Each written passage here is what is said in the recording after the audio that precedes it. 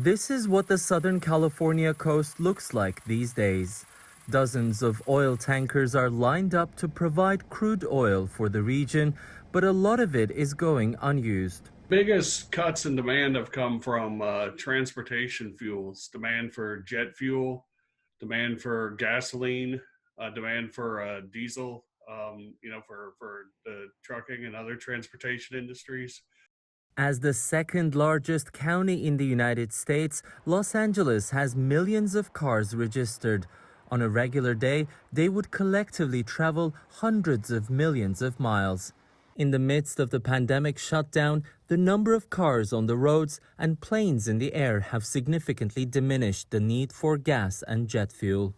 Not far from where we are, there are dozens of oil tankers anchored off the ports of Los Angeles and Long Beach.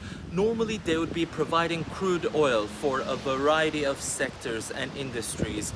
But with the widespread closure of businesses and restrictions on movement, demand for crude oil has plummeted.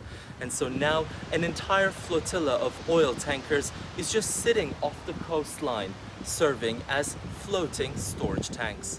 Experts say that for some companies, unloading the oil from those tankers economically doesn't make any sense. Oil companies operating off the coast of the U.S. have paid several oil transportation companies to store the oil in the sea in tankers instead of storing it in inland storage bases, because the value of space in inland storage bases is much more expensive today than oil itself.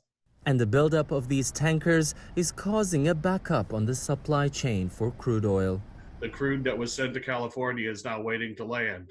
Behind that, there's other crude that will would have been shipped to follow those vessels.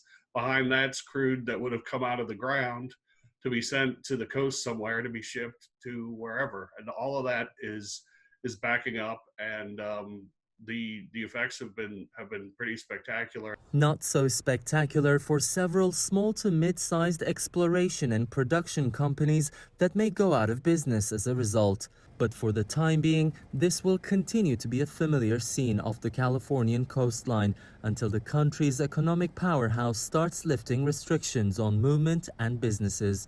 It is Tiyansan, CGTN, Los Angeles.